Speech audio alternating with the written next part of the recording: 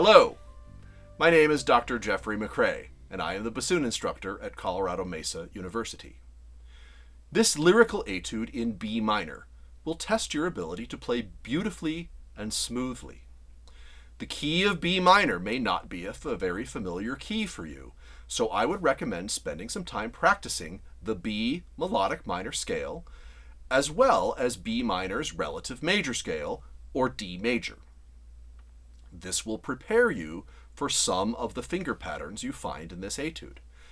Take some time to get familiar with seeing and playing notes like G sharp and A sharp, which you probably see more often as A flat and B flat. You'll also notice some infrequently seen accidentals like E sharp, measures 1 and measure 14, B sharp in measures 14 and 15, and G double sharp in measure 14. Take some time to figure out the enharmonic equivalents of each of these notes, and you'll very likely find that you already know how to play these notes. Note that the tempo is marked andante, and there is an additional expressive marking at the beginning, dolce, which means sweetly. This indication to play sweetly should be observed throughout the entire etude. In the context of this etude, I believe that the dolce marking also implies a sense of smoothness.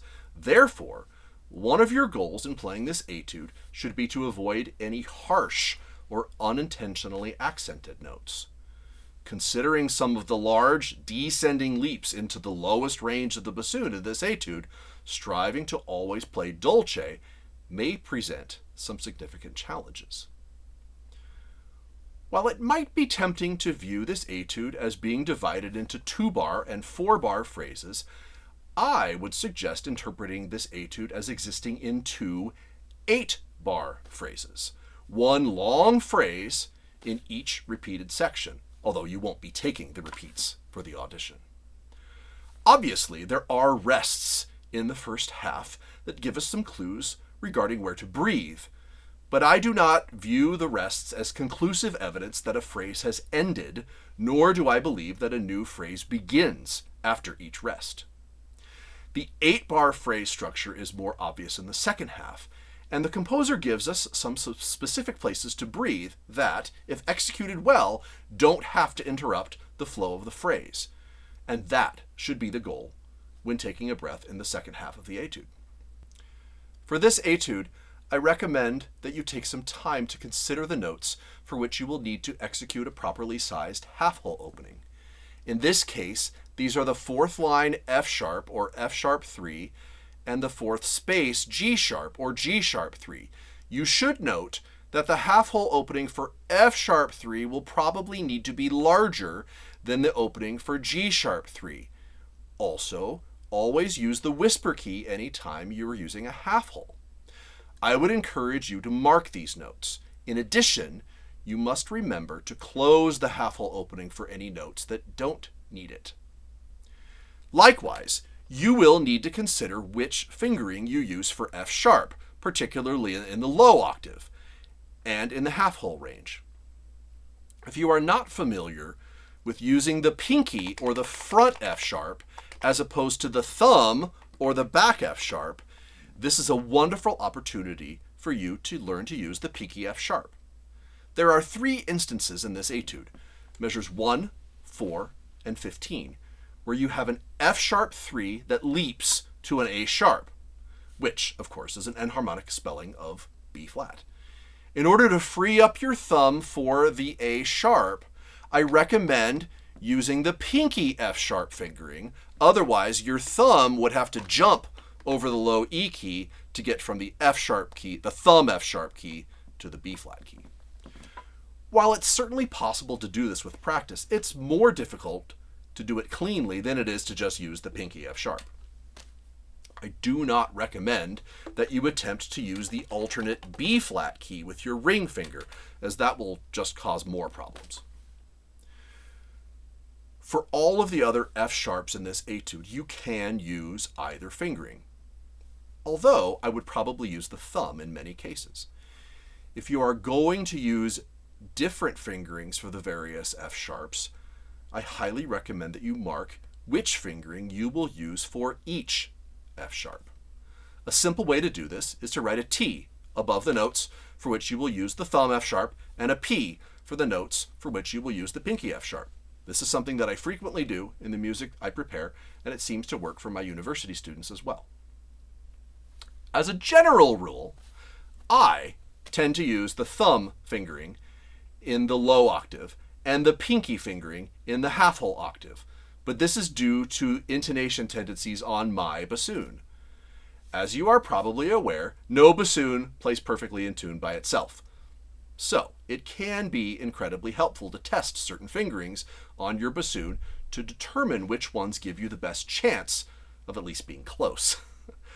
From there, you can use your airspeed and the space inside your mouth and throat to make the necessary adjustments to individual notes.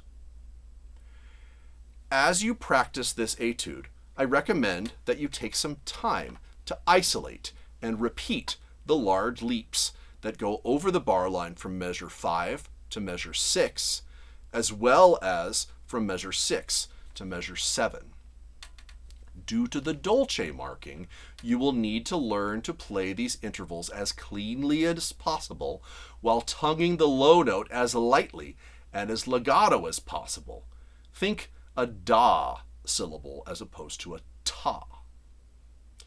I encourage you to practice slurring these intervals in isolation.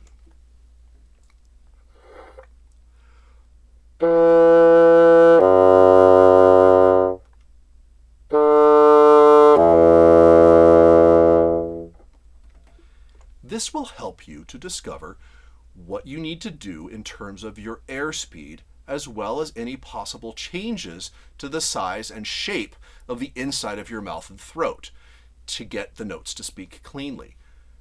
Remember that low notes on the bassoon often respond better with a slightly larger space inside the mouth, which I often think about in terms of vowel shapes. Think about shifting from ah to aw, or from ah to o. When you've achieved consistency in slurring these intervals, then introduce a very light tongue on the lower note. Try to minimize the amount of time between these two notes, as leaving a musical gap here will disrupt the flow of the phrase. Keep your air pressure relatively constant and strive to do everything you can to avoid slamming into the low note, which would interrupt the dolce character of this passage. I would observe the accented C sharp in measure 11 and the sforzando C sharp in measure 12, but I wouldn't make a giant event out of them. Consider the overall dolce context of the etude. If you've successfully sustained a sweet legato character up to this point, you shouldn't need a tremendous contrast here in order to honor the intent of the accent or the sforzando.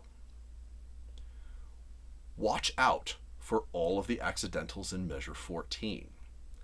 Remember that accidentals carry all the way through the measure until they are canceled by the bar line. So you actually have 3 E sharps, 2 G double sharps, and A sharp and a B sharp to deal with in this measure. Take great care with the last measure. Low B is not the friendliest note on the bassoon, and it requires some skill and sensitivity to get it to speak softly with a dolce character. It also has a tendency to be very sharp, which will be very noticeable, especially since we're in the key of B minor. Increase the space inside your mouth and throat as you approach the low B, thinking ah or o, and consider taking a little bit less reed in your mouth, kind of like you're rocking back a bit on the reed with your lips. This will frequently result in better control with the lowest notes on the bassoon.